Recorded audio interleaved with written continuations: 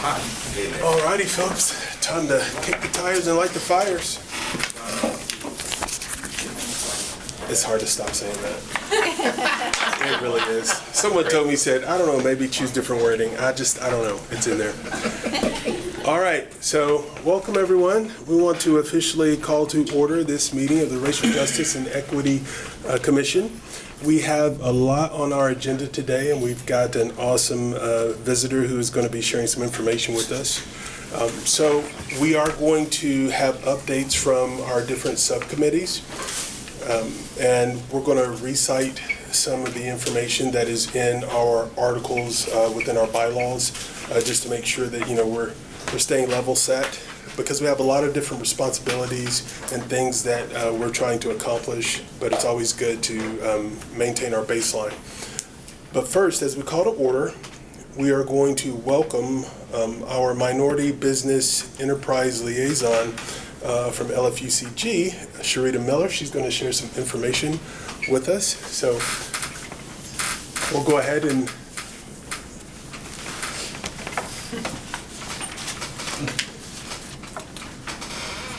hello, welcome. Good afternoon, everyone. Good afternoon. I'm Sharita Miller. I am the Minority Business Enterprise Liaison for the City of Lexington. My official job title is Minority Program Coordinator, but everybody knows me as the MBE Liaison. So I'm just going to do a highlighted overview about the disparity study that took place between 2021 and 2022. The 2022 Disparity and Availability Study was actually a recommendation from the Mayor's Temporary Commission on Racial Justice and Equality. It was recommendation number 2 from the Economic Opportunity Subcommittee report. And I actually staffed that particular subcommittee during 2020. So that recommendation was issue a disparity study to determine if there is a disparity between the availability and utilization of MBE firms. So in October 2020, Urban County Council approved funds to conduct the study. Through the RFP process, BBC Research and Consulting LLC was retained to conduct the study. There was 2 local minority subconsultants on the project team, which was EHI Consultants and Abundant Living, and the study was completed in 2022. The report findings were presented to Urban County Council in November 2022 by the consultant firm. And the disparity study found or recommended 9 things in order to remedy disparities found, in order to refine the city's procurement process and enhance the Minority Business Enterprise Program. So the Division of Procurement, we are in the process of going through post-implementation that began last year in October, and implementation is currently underway. So these are the 9 remedies that BBC recommended, and there's 2 different categories. There is race and gender neutral measures on my left. That means that any business can participate in the enterprise program regardless of their race and gender status. And to my right is race gender conscious measures, which is solely based on race and ethnicity. So 3 of those with the green check marks have been accomplished. 4 of those with the halfway green check marks, they're currently in process, and there's 2 that are currently under construction. And so one of those recommendations was prompt payment policy. LFUCG, we have established a prompt payment policy process for subcontractors to be paid timely on our city's contracts and procurements. This improves cash flow for minority and women-owned businesses and helps to minimize one of the barriers that was found in the disparity study. Some of the actions that have taken, we have modified our payment terms from net 30 to net 15 on construction and professional services contracts. And we even changed the prompt payment feature in the diverse business management system, that's also known as B2G now, from net 30 to 15. So in that particular system, prime contractors report payments received from LFUCG, and the subcontractors can confirm whether they receive payment and they receive payment timely. And I can see the progression of those payments. In the event the subcontractor and the prime contractor don't agree upon the payment terms when they were paid, I can actually mediate between the 2. And so 150 notifications was sent out in the system to the vendors and contractors, and that was completed back in March. Advertising and outreach expansion. outreach is actually very imperative to the enterprise program. Through the program, I have an existing partnership with the Kentucky Apex Accelerator, which is formerly known as the Kentucky Procurement Technical Assistance Center. So they help with all of my event and webinar registration. They help me the day of the events as well. So the MOA agreement has been approved for fiscal year 24-25, and so we have increased the events from 6 to 7 for the upcoming fiscal year. And at a glance, you can see some of the webinars and events that will take place in August. I will do a webinar on the Enterprise Program Overview. In November, I'll have a co-presentation with my director to talk about how to do business with the City of Lexington. And annually in February, I have a Construction Business Connection event.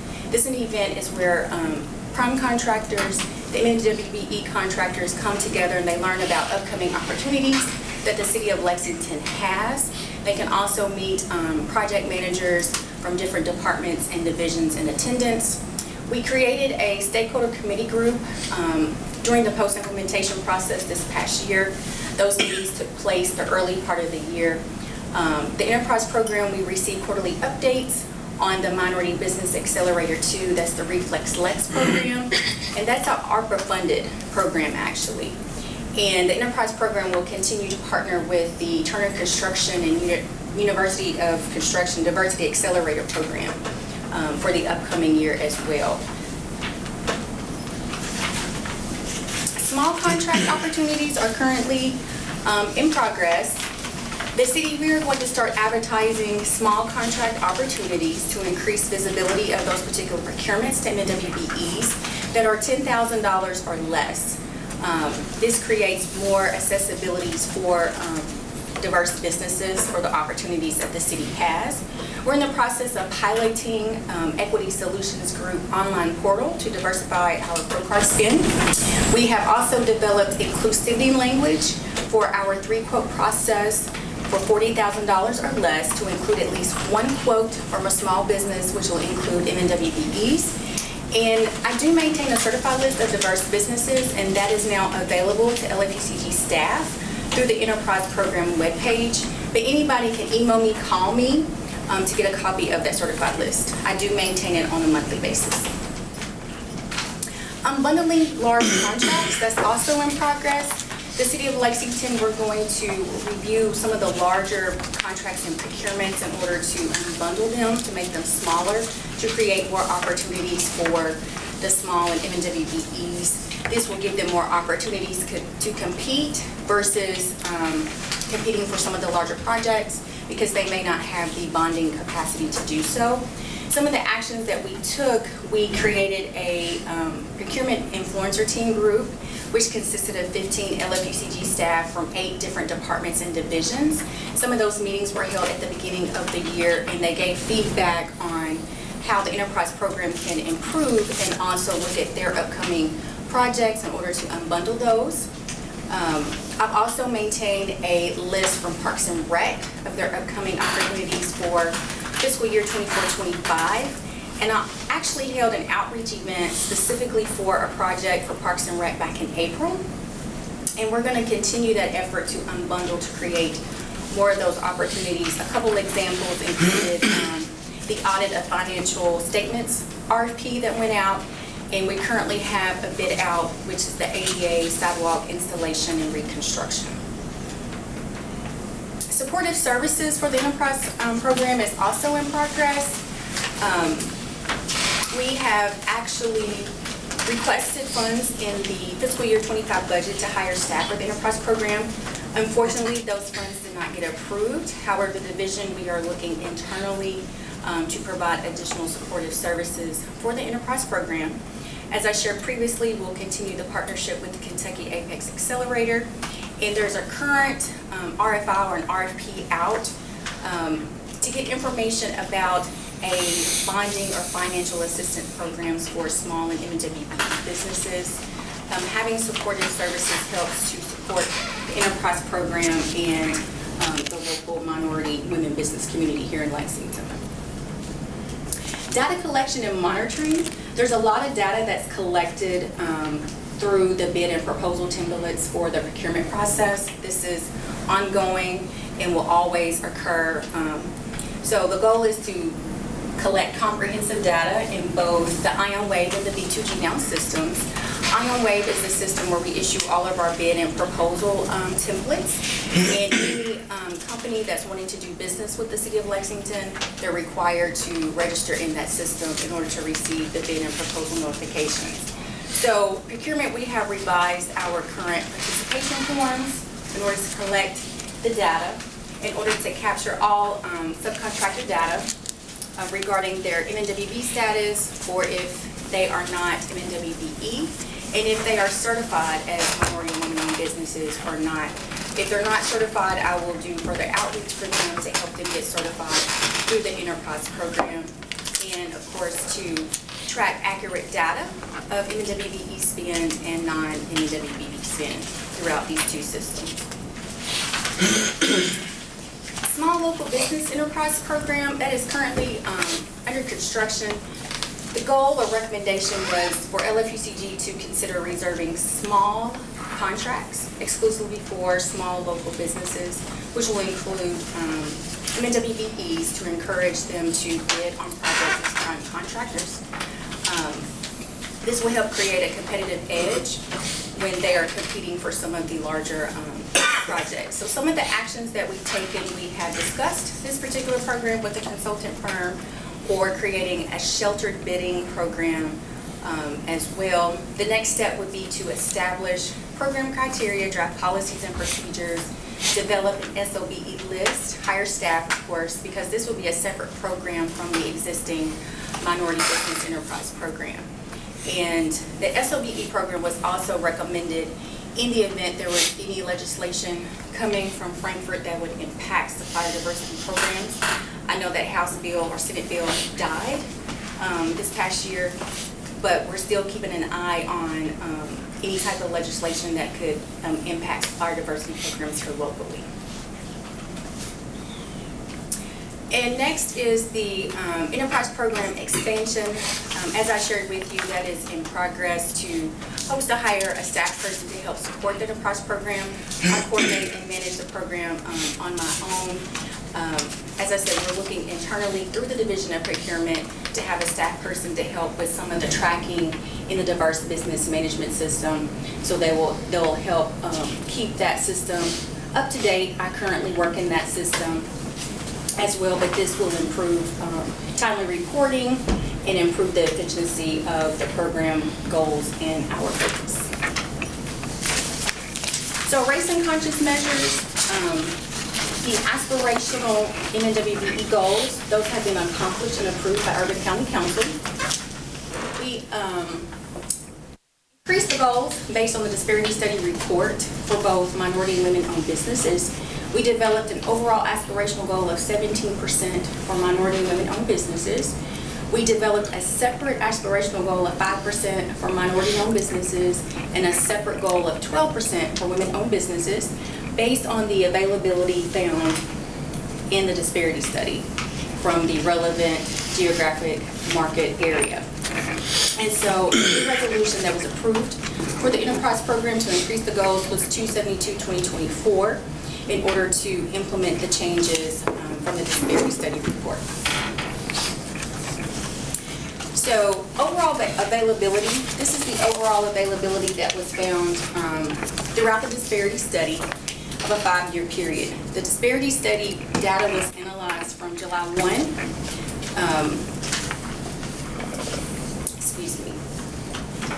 2016 through June 30th, 2021.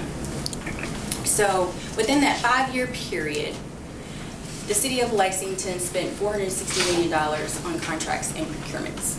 $76 million was awarded, or 16.5% was awarded, or was available to minority and women-owned businesses. So white women-owned businesses was available for 11.9%, and minority businesses overall was available for 4.6%. Hence the reason why we round up to 5% for that MBE goal and the 12% for the WBE goal.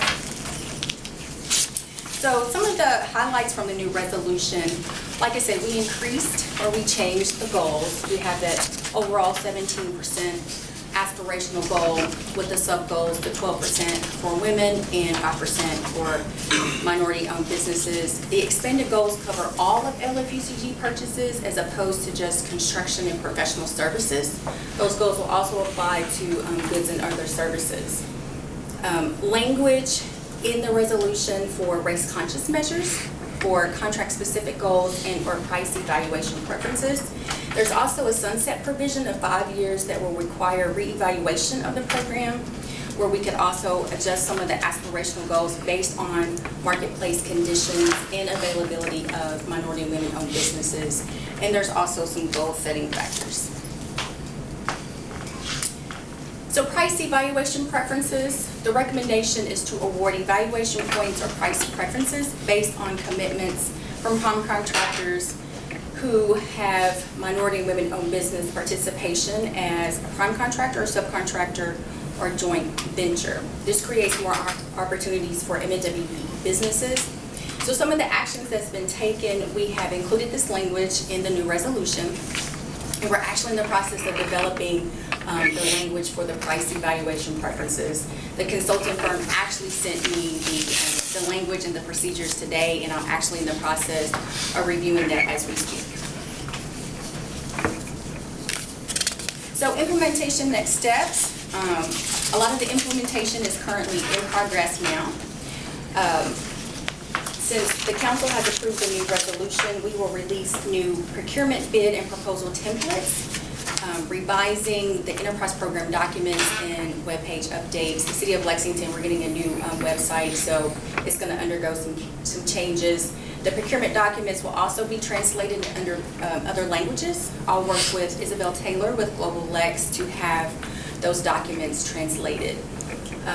So currently this month, the Bonding and Financial Assistance Program RFI, the actual RFP, closes on Friday. So I look forward to getting those responses back. Between July and August, we will pilot measures for the small local business enterprise or shelter bidding program development. I'm actually looking at creating a certified list of local small business enterprises, which will include minority and women-owned businesses as well. And I will actually host additional community engagement meetings with the contractor community, so they'll know about the upcoming changes in the enterprise program, and they'll know about a lot of the implementation that's currently taking place, and take any questions that they may have regarding the program improvements and the new goals. So the project consulting team, this is just a view of who the consultant team consisted of. BDC Research and Consulting, they were the prime consultant. They're out of Denver, Colorado. There was 3 sub-consultants involved with the implementation team. We have one local minority business, that's EHI Consultants. They assist with community and stakeholder engagement, that's listed at home. We have Rosales Business Partners, they're out of San Francisco, California. They help with program policy development. That is a certified MNWB company, along with Meriwether and Williams. She's also from San Francisco, California, assisting with a bonding assistance program. And she's also a certified MNWB. The overall implementation team included not only the prime consultant and the 3 sub-consultants, but also LFUCG staff as well. I list out the procurement influencer team group. We've had different divisions and departments participate, from the CAO to computer services, fleet services, engineering, water quality, so for their input, and of course the stakeholder committee group meetings that took place the early part of the year, which consisted of local businesses, MNWBs, and some partnering community entities as well. They also participated. So yeah, I'll take any questions that anybody may have. I know that's a lot of information to digest, but I'll take any questions. First of all, thank you for sharing this information. This is a lot of work that has taken place over a nice amount of time. I think I have like 3 questions, but I won't be greedy. I'll just ask one, and then I'll see what else is out there. For the sheltered bidding program, can you tell me what that looks like? The sheltered bidding market program, it would be where LFUCG would reserve certain contracts or projects of a certain dollar amount specifically for small, local, minority women-owned businesses to bid on. Say, for example, we would set aside projects that could be $2 million or less. Because some of the MNWBE companies, they may not have the bonding capacity to bid on projects that are $2 million or $5 million or more. So we would actually set aside or select certain contracts that would be designated for them. And that's similar to what the federal government does. They actually have set aside programs, but in the Kentucky Model Procurement Code, there's language in there that prevents us from having an actual set aside program. So that's the whole purpose of having the participation goals on the city's contracts and procurements. Did I also hear that for those businesses that would be able to satisfy contracts that are larger, there are things in the work to help with bonding? Yes. So even if, okay. Yes. Great. So, go ahead. I have a quick question.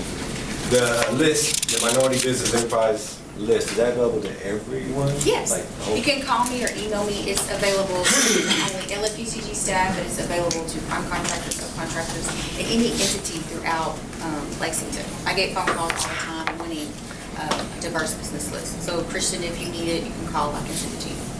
It's updated on a monthly basis. So I'm probably the only person here that went through the process of being certified minority-owned business. Okay. It wasn't worth it. I'll tell you what. The process without mentors is hell. And I'm a highly educated individual and have staff that are highly educated. Just the process to get through the state and the local took almost 6 months. After that, I realized I didn't need it because my community, the community I serve, really, the products I serve are so unique. I had a conversation with Governor Bashir. He insisted that I continue with the process. I have no competition. I serve the Hispanic population. I do it in Spanish. So I have no competition. But just the sheer process of trying to get certified, and you get this paper, you get this, you need that, it was daunting. I had one person working exclusively on that, and we decided it wasn't worth it continuing.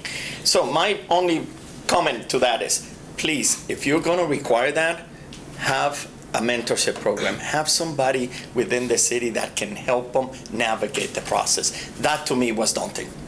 Navigating the process. The certification process is very cumbersome. It is. For MWBE companies. You're not the only one that shared that. I can provide some assistance as far as helping to complete the application.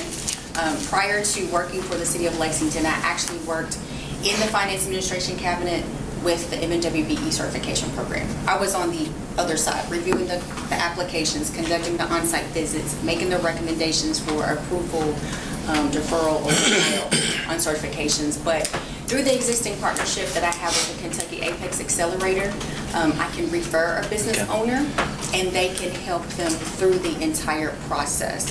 The Kentucky Apex Accelerator, they specialize in government contracting, federal, state, and local level, and they will partner with the business owner, free service. They'll assign a consultant, and they will help them through that particular process. And I can help too, but only in a limited capacity, or I can make a call to the Transportation Cabinet or to the Finance Cabinet, have a good network there, and get their questions answered. And that's why the City of Lexington, I've been asked, why don't you certify businesses? I'm one person. I don't have a staff to do that. It takes staff to certify. So we accept certifications through the Kentucky Finance Cabinet, their MNWBE certification, the KYTC, Disadvantaged Business Enterprise certification, and we'll accept a National Minority Supplier Development certification for NBE, and the National Women's Business Enterprise Council certification for a WBE. I don't have the staff to have a certification program. So we just accept those because they have a true bona fide certified program. Most of our clients come from the construction side, and one of them was able to secure a pretty good contract with Eastern Kentucky University, Okay. which was fantastic. But I'd love to get in touch with you and see how we could help some of them. They're very solid and good product. They really have the understanding, the skill, the capacity of doing one of the jobs, but just the sheer process. They've asked me to do it, and I said no. And what kind of business do you have, if you don't mind me asking? Well, I own three. JCC Accounting Solutions, we do bookkeeping, everything, basically a CPA firm. JCC Insurance, that's run with my brother, and JCC Consulting. We do all the business software, network, all of that. We work with 9 out of the 16 area development districts, 4 counties and cities in the state of Kentucky. Are you Mr. Castro? Yes. I think we met years ago. Oh my goodness. I think we met years ago, maybe, Blame it on you. It might be his brother. 2017, 2018, but I feel like we met before. Okay, I think we met before. awesome. And I did bring my business cards, please forgive me, but Tiffany, please share my contact information with the And commission I did too. I members. don't have my business card, but Tiffany can put us in touch. I think I've talked to We you. would love to, because it's a work program. We just don't have, like you, we don't have the capacity to help them.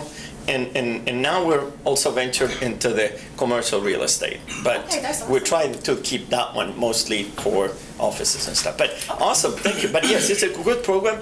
Just the application process was scary. Yeah.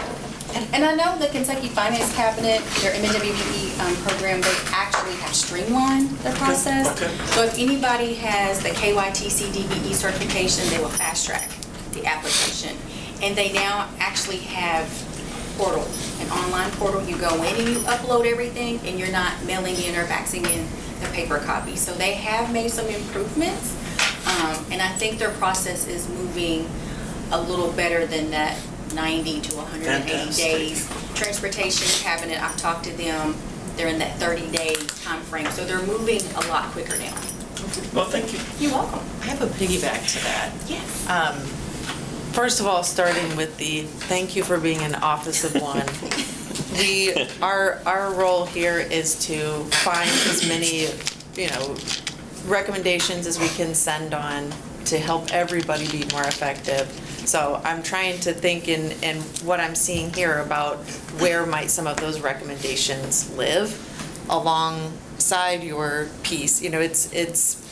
It's famously difficult, not just through your office, but just to navigate a certification process.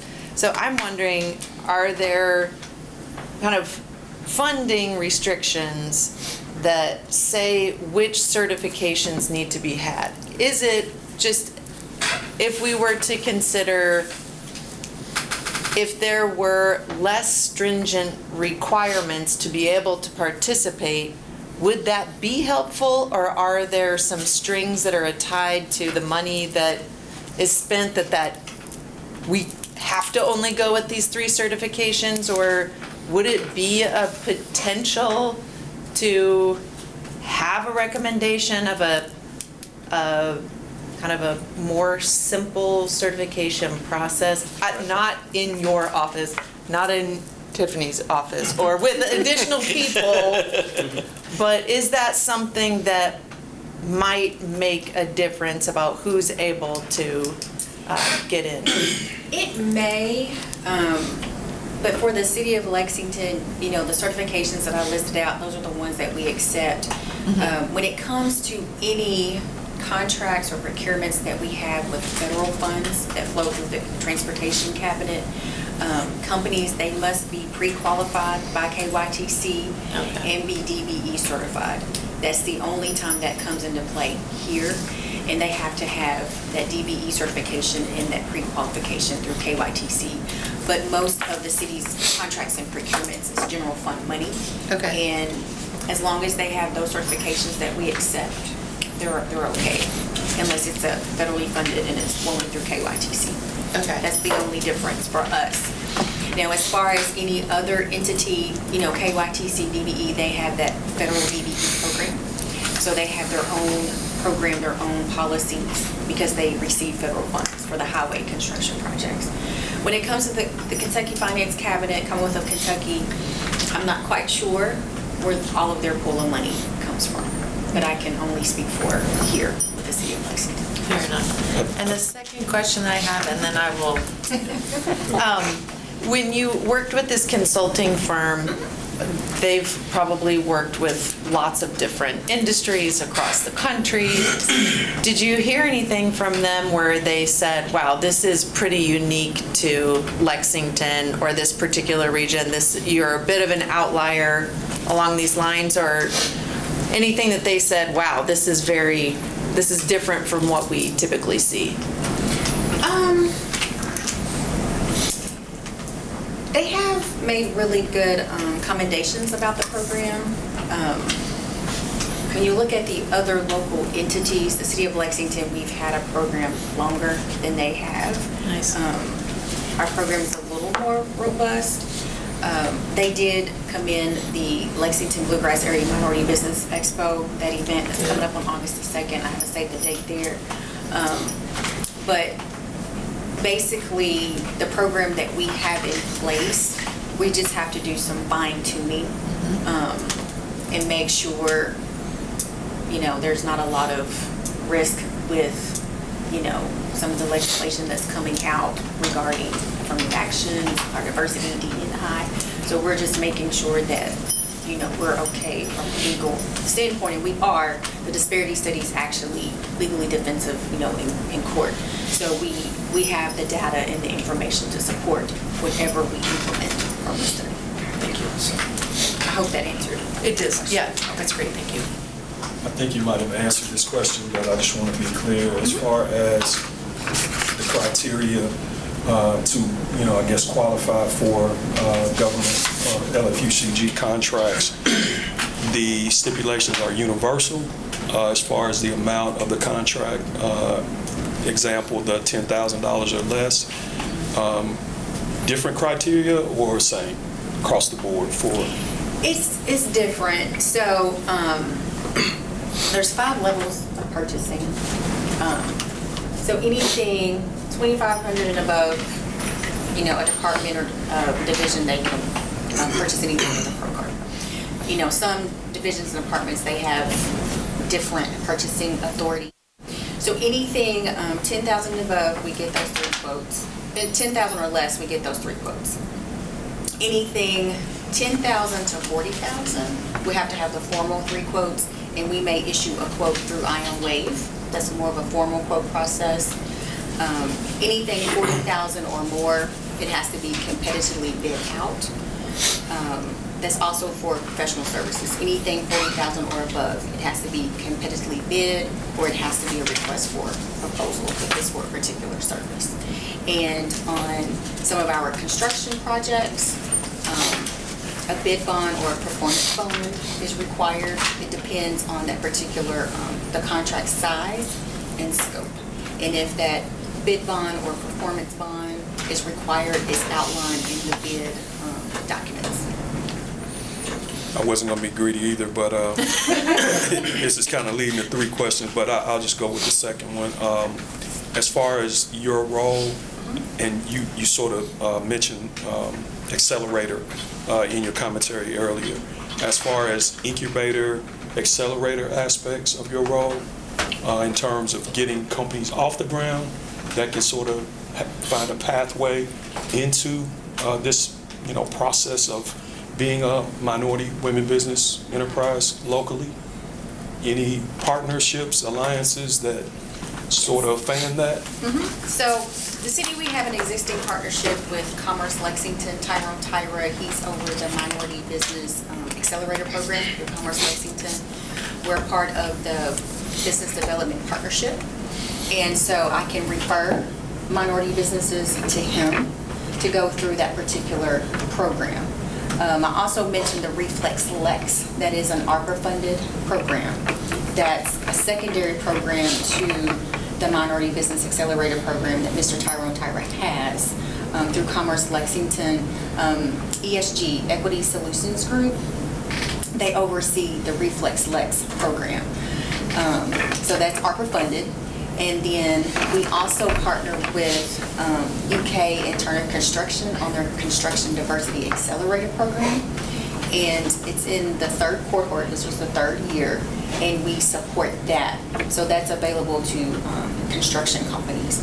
But the Minority Business Accelerator Program is available to construction and professional services companies.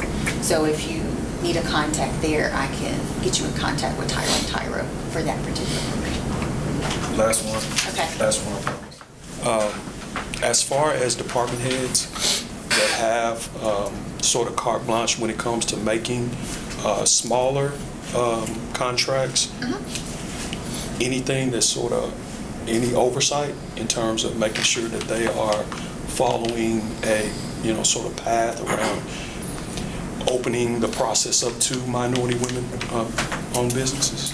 Yes, so as I shared, we have developed that inclusivity language to require at least one quote from a smaller MWBE business.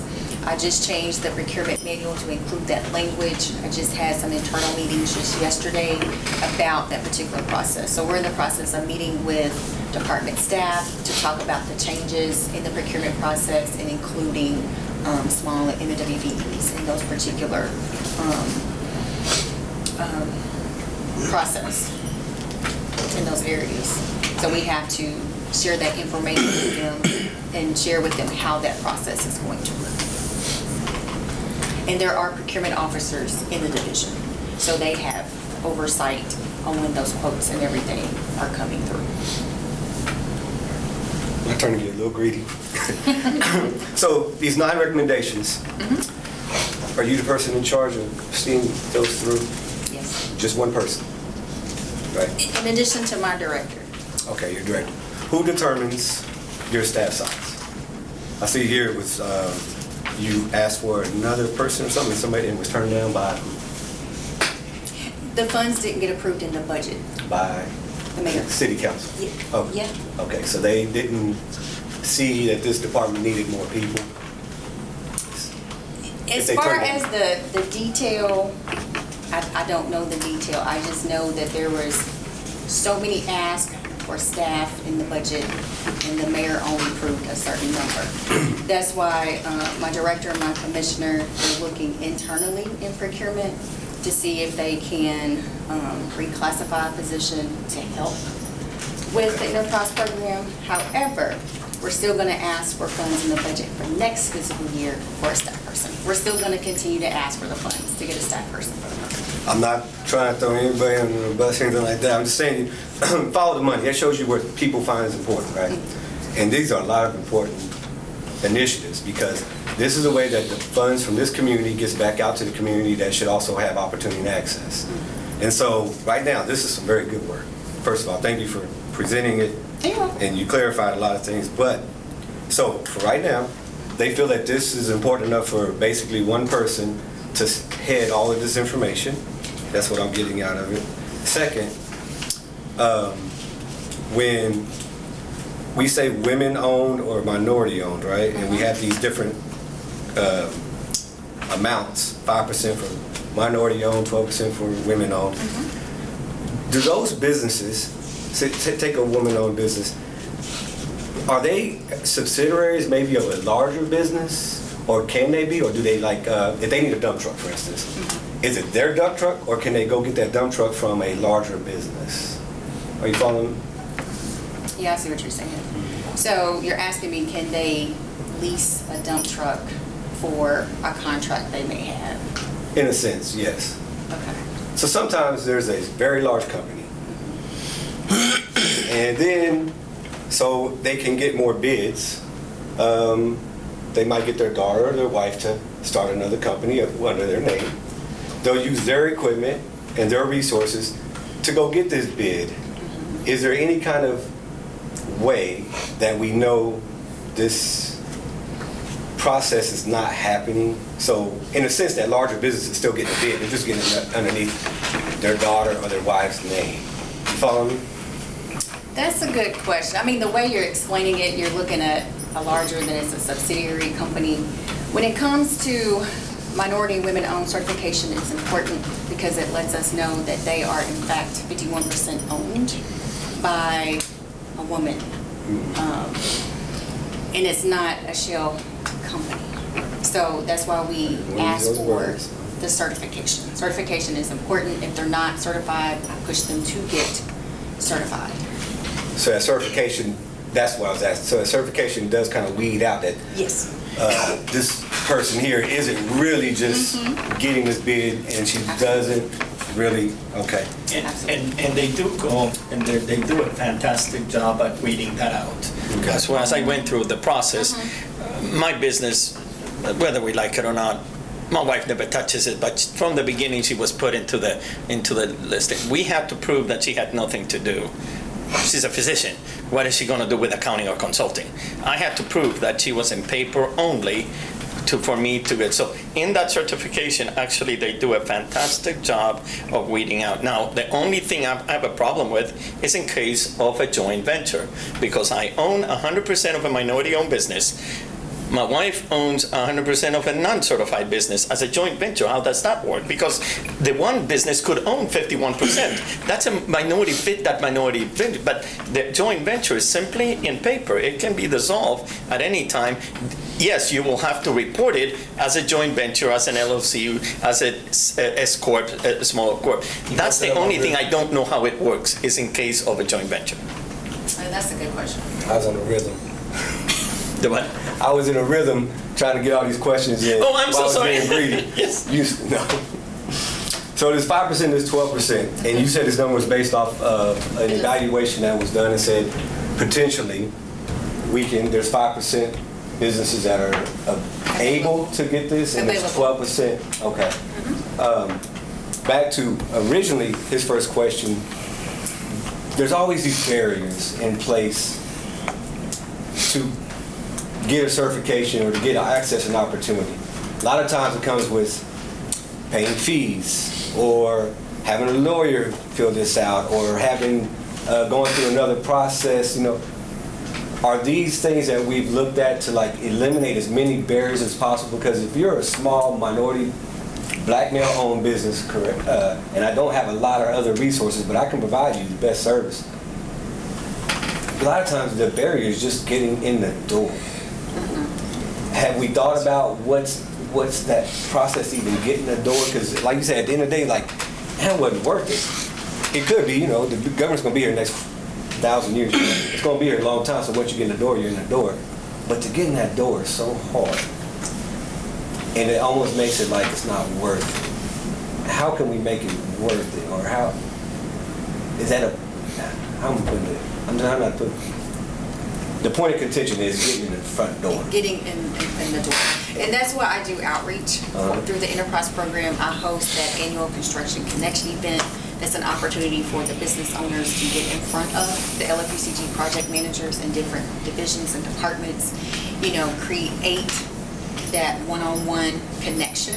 Okay. And they know about your business, they know the service or the product that you provide, and now that they know that, when that opportunity comes up, they can reach out to you. One additional step that I do take for the MNWBEs, I send them advanced email notifications of upcoming bid and proposal opportunities. I see them when they hit my calendar before they hit the Ion Wave system. So anybody on my certified list, any MNWBE business that I know that can provide that service, or they can provide that particular construction project or need, I send them that email. I send out, I don't know, over 200 plus emails a month, depending on what that particular bid is for and what the service may be, and what MNWBEs are available to provide that particular need for the city. So I do send out those advance notifications. So if we had a financial opportunity, say for your company, I would send it to Mr. Castro. In advance. With the date, this is when it's coming out, this is when it's going to close, check the system. That way you're in the know. Because some of the businesses are like, I see the notifications, but I miss them.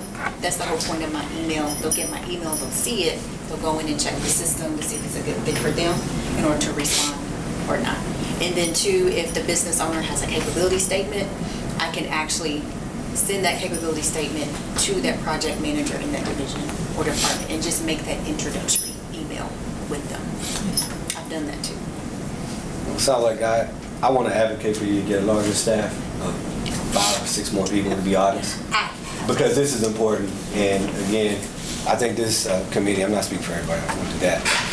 But if we want to find a place that we can say we helped and we can walk away and say we actually improved our community, I think by focusing in and helping this office grow, have more influence, have more people on the ground, boots on the ground, let's get the money where it should be going, which is to the entire community, not just to those who already have access and opportunity. But your office should be much bigger than you. Not saying that you can't do some work, because this has been great stuff, but I think that you asking for 1 or 2 people should not have been something that should have been very difficult. We're gonna ask again, we're gonna ask for the money again. I wouldn't help you ask. I don't, anybody will listen to me, but I'll help. I'll be in the background clapping. So. I appreciate it. Every year, the city of Lexington has the MBE, the Minority Business Expo. And I think that may be a class that I've never seen. That may be a great opportunity for us to put you in front of a lot of business owners, have one session where you can get them started. I think that would be fantastic. I presented many years ago on that, but I think you're very right. If we're going to say that we helped our community, let's start there. There's a lot of great Black-owned and Hispanic-owned businesses that are doing phenomenal work. And if they can just get to the door, I think the city will flourish. And I'm involved with the Minority Business Expo. Awesome. I serve on the board, and I'm on the committee in a limited capacity. And there is what we call a business opportunity exchange. It's going to be the day of the event in the morning. The schedule is not out yet, but I will tell you that's a one-on-one opportunity. They're individual appointments. There's going to be different government, corporate buyers there in the room. And my procurement director will be there as well. Along with some other procurement officers, you can have those one-on-one meetings to create that opportunity to help get your foot in the door. I'll be in the room, but I'll be coordinating that event because I coordinate that the day of. But that is there, a part of the expo. And registration is now open, and we hope that you all will all come out and attend. I can give you a first-hand account because I've been involved with the MBE before and also presented in one of their workshops. There is a ton of information that comes out for all small businesses and minority women-owned businesses. It's just a matter of, having folks, attend and show up. There was also a serious outreach for youth and, college-age entrepreneurship. There's a ton of work being done. Sometimes I think we're not all aware of everything that's being done because we just haven't been in that loop or that circle. But it's good to have you share information so that you can help increase awareness. So thank you. You're welcome. Thank you. Thank you. And if anybody has any more questions, Tiffany will share my contact information with you all. I don't know why I didn't come down without business cards, but I'll have her send my contact information. And I thank you all for the opportunity to present and give you all an update. Thank you. Thank you so much. You're welcome.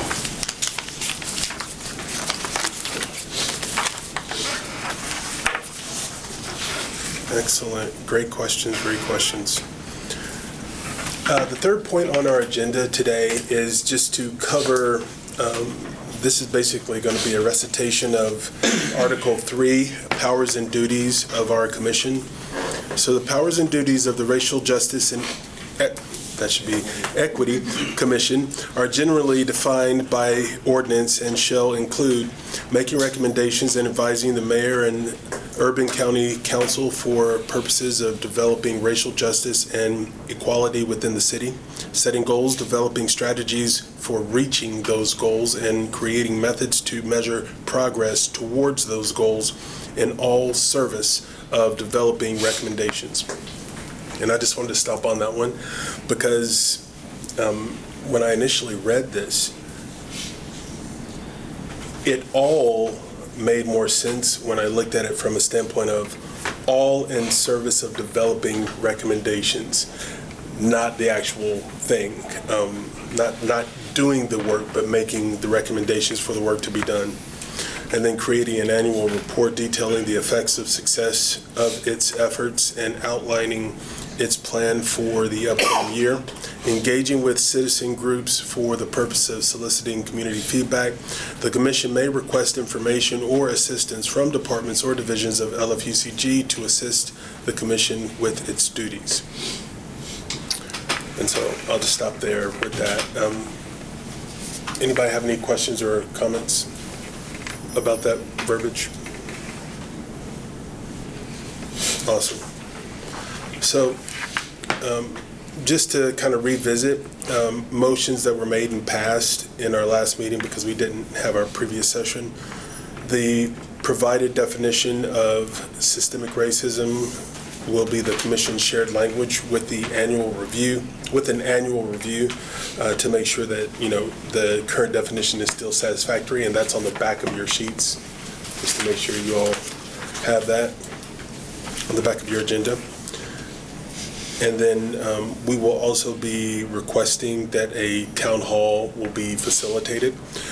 Just to give you some information about that, from that motion, the way that the town hall will be facilitated, we ourselves, as a recommending body, we will not facilitate that town hall directly ourselves, but we will have a staff member of LFUCG facilitate, and we will be in attendance, the goal of which is to be a place in which we can receive public comment information so that it can inform our work.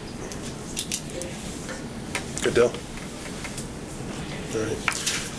And now we want to have our subcommittee roundtable updates. And so I will start first with health and disparities. So unfortunately, we did not have a quorum to meet, so we could not meet. We may need to look at the date and time that we're meeting. So I don't want to spend time doing that for other subcommittees that have updates, but maybe at the end, the Health Disparity Committee can discuss new date and time. Thank you. All right, Subcommittee for Housing and Gentrification.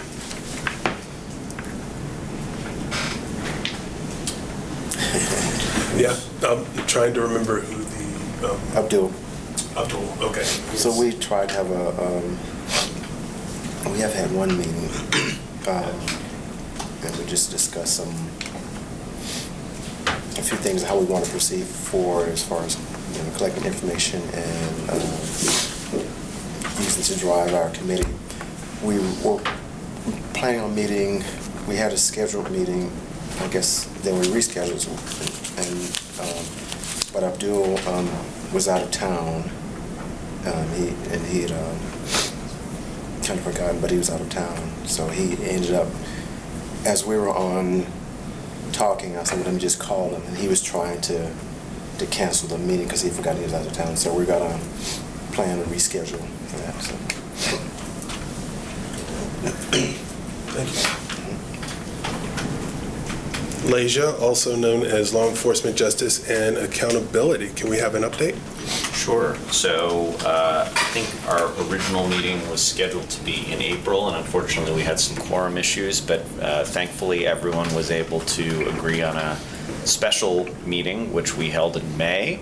The general consensus was to continue the focuses that to some extent the subcommittee had already been working on, most notably the monitoring and input in terms of the implementation of the flock camera system, dealing with the best way to engage on issues of gun violence in the community, and also more generally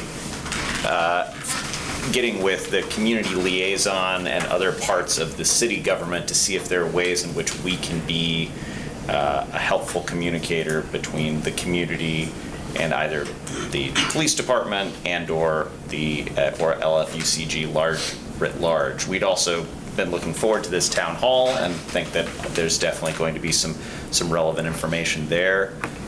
Last month, Commissioner Wells and I attended a meeting at the Lexington Police Department on the flock system and heard an update, and along with Director Brown and some of her interns, and I thought that was very informative. Commissioner Wells asked some great questions. I asked some mediocre questions, but in the end, we got some good answers, and I think that's definitely something we're going to continue to engage on as the year goes forward. If I can ask, how did you all feel about the update? Because I know we had been to one of those meetings before. What was the information good, and did it seem like there was still more participation? And Just in short synopsis, it was good to go because I think, from my standpoint, and once again, just one individual, is to be on maybe an annual rotation of just going back, and maybe sort of take on a watchdog type of, position without being a watchdog. Because the information, while for the most part it was repetitive, there were some additional information that wasn't provided just simply because the program continues to expand. Right. Okay, that's good. And Commissioner Wells hits on the most important point, which is you guys probably read, they do have funding for an additional 25, and they're in the process right now of determining where they're going to go. And there's all sorts of metrics and analysis they're going to do that, but they talked to us a little bit about the varying input they've gotten about where they should go, and I think that's something that we can definitely be involved in for a yearly update, or even sooner if there's something new and developing. Cool. So I've gone 3 different times. One to NAACP, 2 other times. And actually in the initial rollout, when they were talking about running flat cameras, I was on that committee to provide input, etc. So you said an additional 25, so for a total of 125. 125. So because initially it's 25 for the pilot, and then they were getting money for a total of 100. So now they're getting 25 more. Correct. Okay. And I guess our next meeting is next Thursday. Yes. Thank you. All right, and now we have education and economic opportunity. That's me. We had a very successful first meeting. We were not able to have a second meeting because of quorum issues. But in our first meeting, we really focused on preschool, the first 5-year readiness programs. And so we've been examining local programs. I know we have the first Flex 5 program. We also know that Kentucky is one of the states that now qualifies for the Dolly Parton Imagination Library program as well too. But initiative in thinking about some stats and understanding about 60% of students of color are not ready for preschool readiness, and typically a young child needs to have about 21,000 words spoken to them each day for their brain to develop.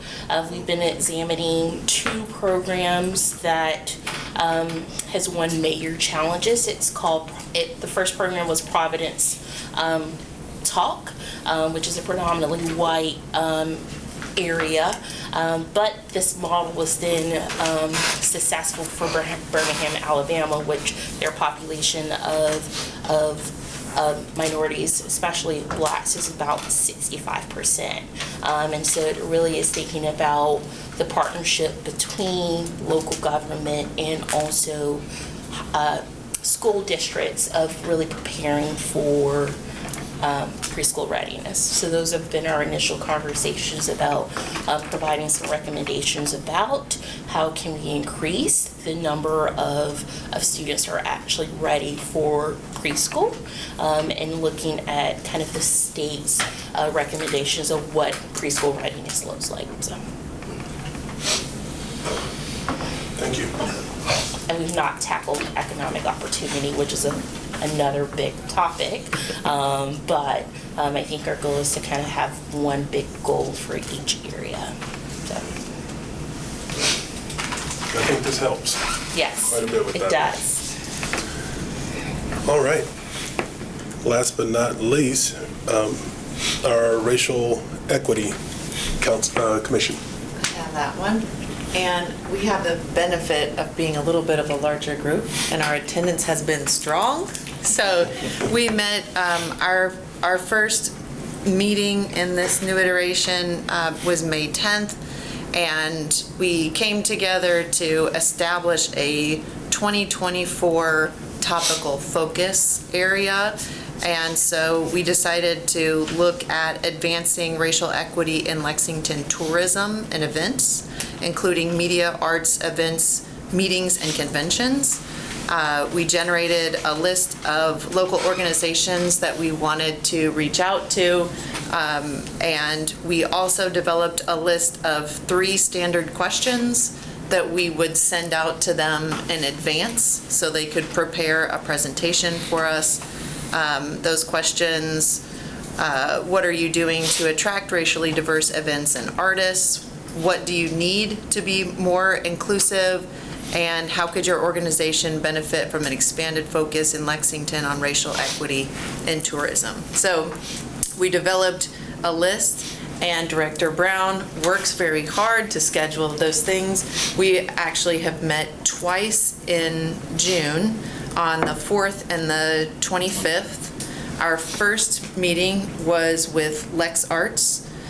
They presented to us and took our questions, and afterward our follow-up questions, and then we also met with Parks and Recreation on the 25th. So our next meeting is I don't think we set a date yet. we haven't set another special date. special date. Our next date is in August, I believe. August 9th. Nice. Can you answer me those questions? Yeah, absolutely. Yeah, I can send that out to the full group. And so it's kind of a nice opportunity to let them prepare what we want to know, but it's also going to help inform our recommendations, but then also our reporting out about what's going on in the community. So, exciting. I'm curious, in meeting with Lex Arts, was there any information that, not to ask for a large summary because, I know we don't have time, but anything from that meeting that you would care to share or elaborate on? I think, well, and I could turn it over, I could share the microphone as well. You all want to react about that? About impressions, summaries of the Lex Arts Oh, meeting? so, yeah,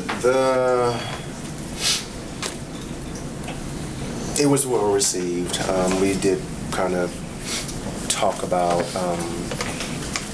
them being more open to allow us to be a vehicle to kind of help create some change in the community via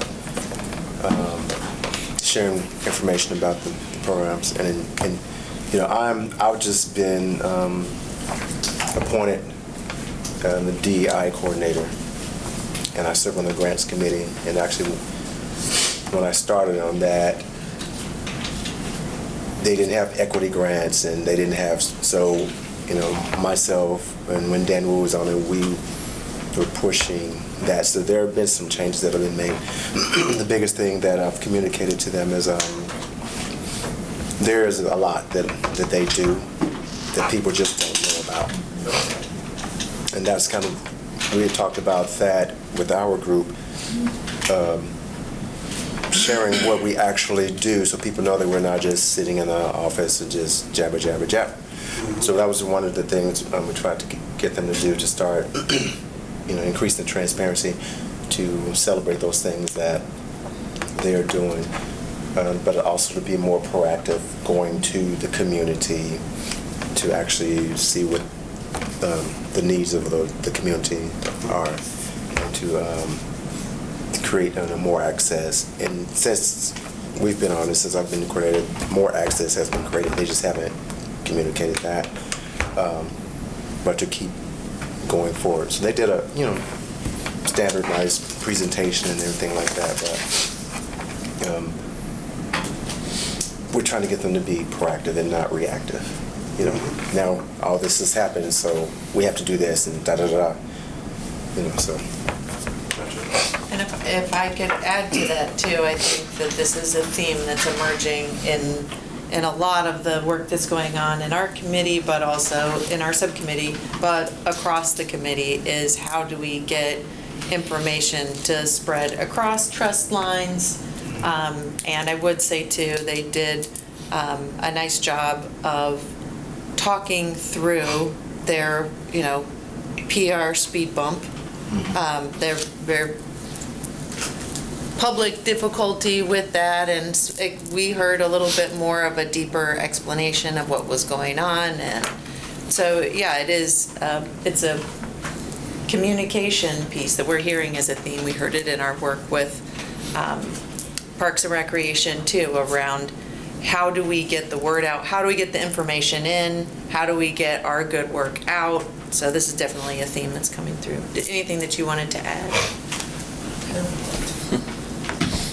So, you're on the board, right? The Lexington board? And I used You were? I used to work there. Did you guys ask about the Anything to money? add? Yeah. Kidding me, right? I mean, I think that a lot of what they are, a lot of what they presented was reaction to why they've had their PR speed bump recently. I think that internally, having worked there were a lot of things in place to try to keep this PR speed bump from happening. There was a strategic plan, a 3-year plan that was put together, and outside of some of the financial things, a lot of the other stuff kind of sort of fell to the wayside. And if they had followed through with things that they were supposed to be doing in that 3-year plan, they probably wouldn't have had this PR speed bump.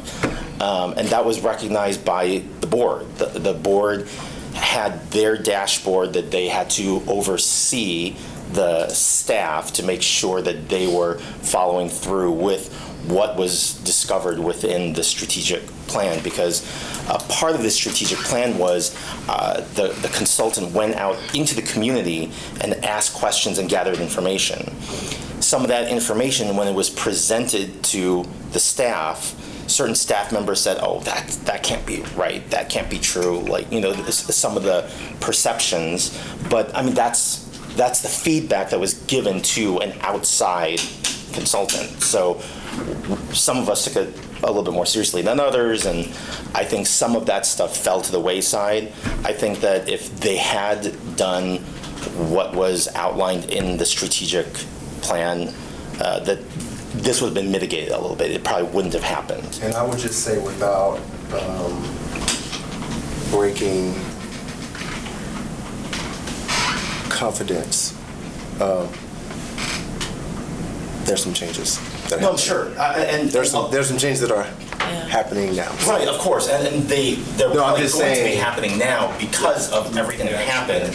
But what I'm saying is that this all probably wouldn't have happened if the strategic plan was being followed. Each department had a job to do. We said we had to do this, we had to do this, we had to do this. We had all these deadlines of like, by this month, we had to make sure this was done. And a lot of that wasn't completed.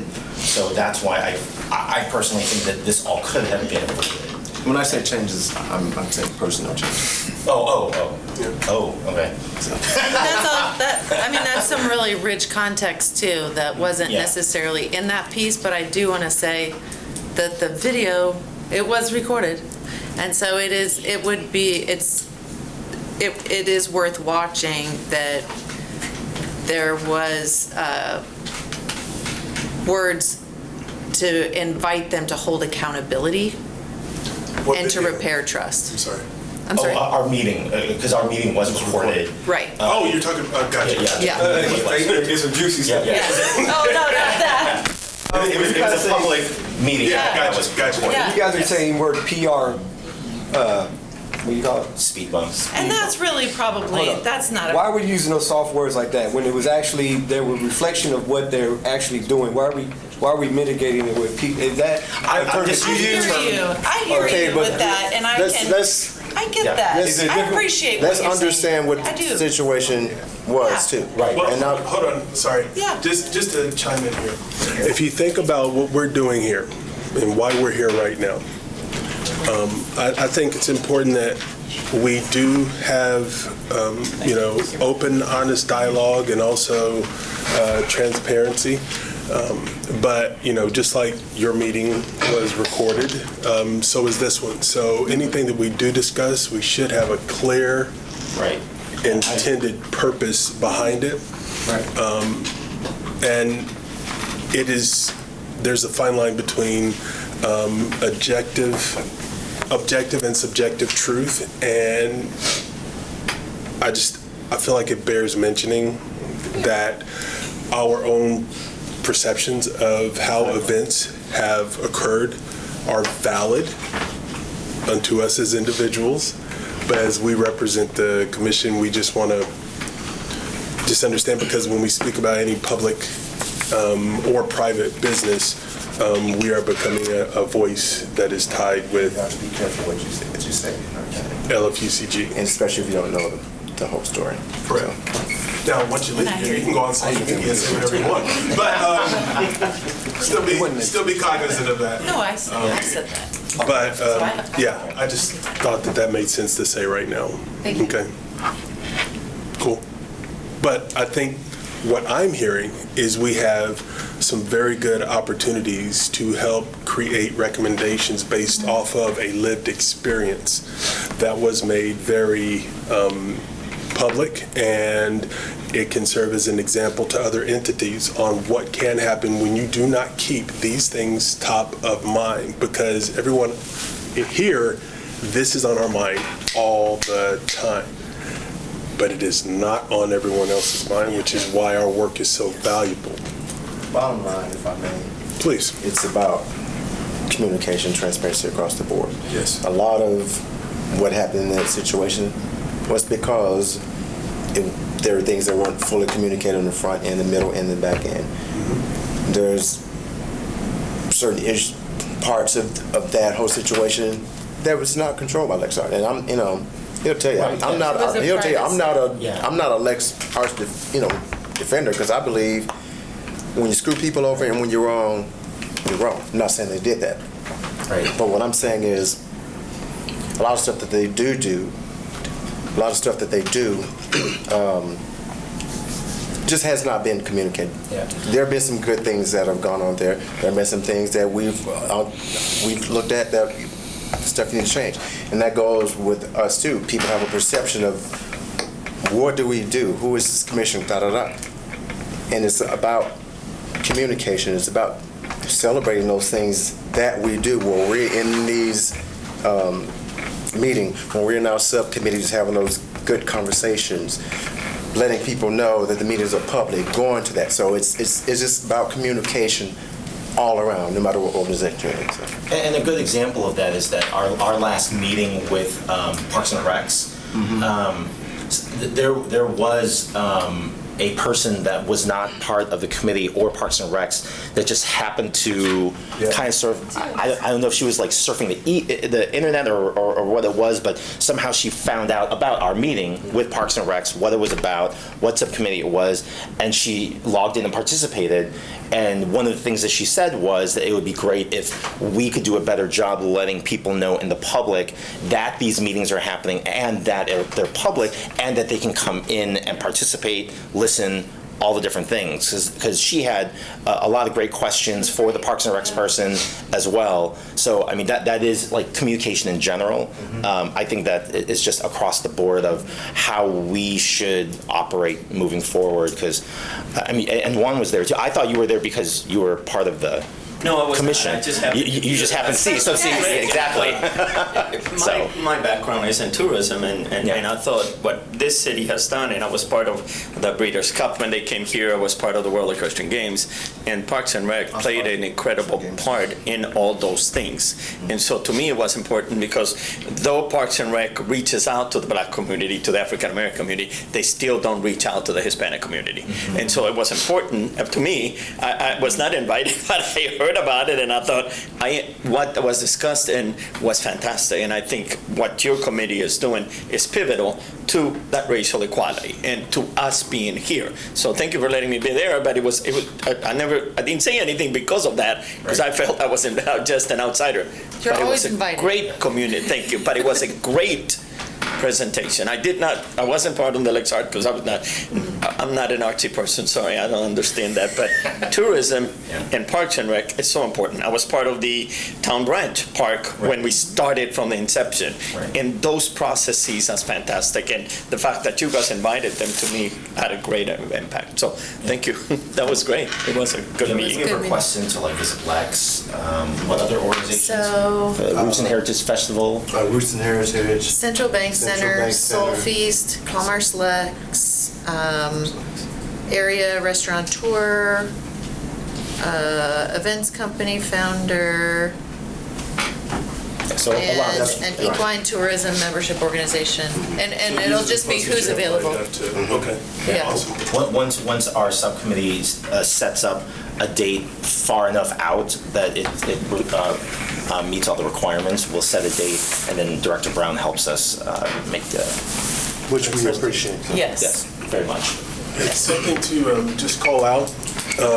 One, there are pretty well established lines of communication with the public that go through the Lexington, our city website.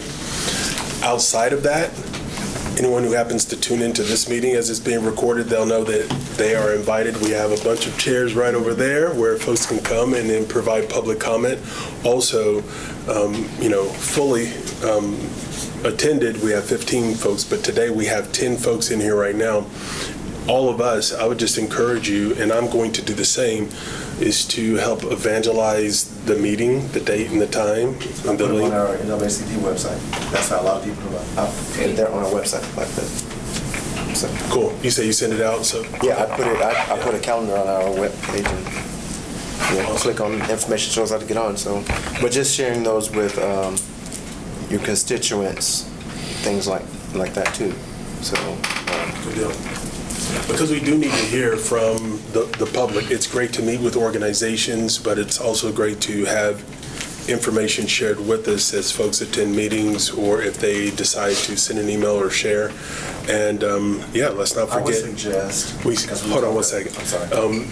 And there was a new program released not too long ago, wasn't it? What is it? Lex Engage Lex. What is that? Engage Lexington? Engage Lexington. If we're not all familiar with that, I'd recommend you familiarize yourself because this is a great portal for providing kind of a direct line of feedback to the city. Not for the commission, it's for the city. But everything that we do is for the city. Please, go ahead. I was going to suggest we start pushing Engage Lex. Excellent. Great point. But it doesn't bring feedback to this commission, is what I want us to make sure that we understand. So if you're pushing it out, that is perfectly fine, but that is for council, for what's on their docket, that information does not come to me. So you're saying we shouldn't. Oh, it So doesn't. you can evangelize the tool, it's a great tool, we don't get a report from that. Gotcha. Oh, I see. Exactly. It would be nice. We could make a recommendation for that. All right. So we are pretty much, we've got 5 minutes left.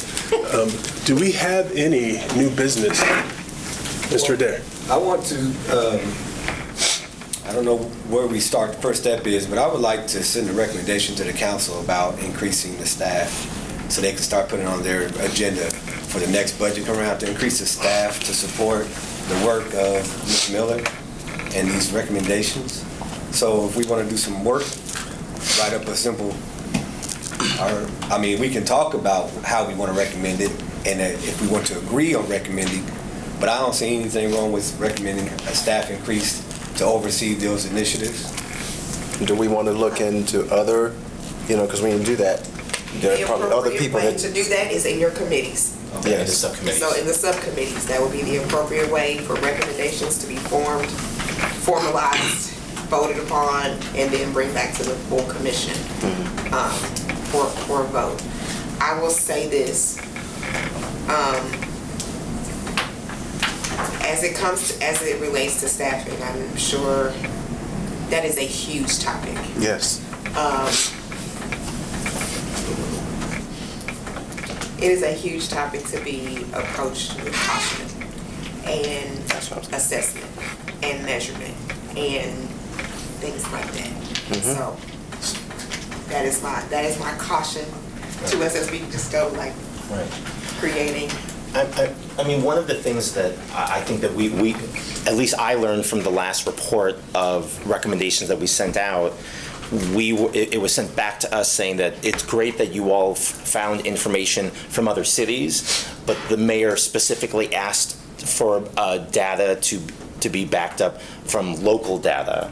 But yet, if I understand correctly, we're not allowed to go out and collect that data. So I'm kind of wondering if there's something we can do as far as what we're allowed to do, so we can actually make a recommendation, like have our subcommittees go out and collect the information we need, because otherwise I feel like our recommendations just kind of fall on deaf ears. And so that's why I wanted to ask why you were here. So what we're allowed. Great segue. May and Maxwell, May Brockman and Maxwell, you gotta give me your last name. Andrews. They are students with the Moorhead Kane Scholars Program here from the University of North Carolina at Chapel Hill, and they are working on an equity profile for the city. So that is information that you want to be able to use for your reports. Hey! All right. So we're trying to help you along as well. So thank you. And I had the great opportunity of seeing that young man, but as I was pointed out by our chairman, if you're going to eat food in front of me, you have to share it. I couldn't eat my second cookie. Thank you for being here. There is data widely Yes. available, like the information that was given to you today from the disparity study. There's all types of data that's widely available. So you don't have to go out and do any quantitative analysis, but you can reference that in your reports. Yep. I think one thing that we've echoed a bit has been for the opportunity for engaging the public. Everything doesn't need to be in an official capacity, but when you are out there, part of your own lived experience of being in the community and attending events, just like you weren't a formal part of that committee, but you heard of it and you attended, same thing for any public event, and as well as the town hall. The town hall that will be facilitated for us to collect more input. The thing that it took me a while to realize, or should I say really own and embrace, is the fact that as many doers as we have here, the thing that we must do is to collect information that we can base recommendations off of. And to the extent that we can collect that in our personal lives or our professional or any network or affiliations, that's what we're going to do. That's what we've been doing. So I appreciate everyone's work. And we'll keep moving forward. We'll keep getting more information. So, Out of order, Chair, could I ask a question of the group? And I just want to make sure I'm clear as far as note-taking or the ability to take personal notes and add them to some type of live document. I keep hearing the term live document, but where is the live document? Is there a live document? A live document of recording minutes? Just, notes that you want to basically give to like a subcommittee chair that will help feed our recommendations down the road. That's in the Google Drive, right? Google Drive. Mm-hmm. Yeah. So, we have the Google Drive, and we can resend that out because I think it might have been a while. But then we also have the YouTube video. Once it comes out, if there's anything from this meeting that you want to revisit, you can watch the recording.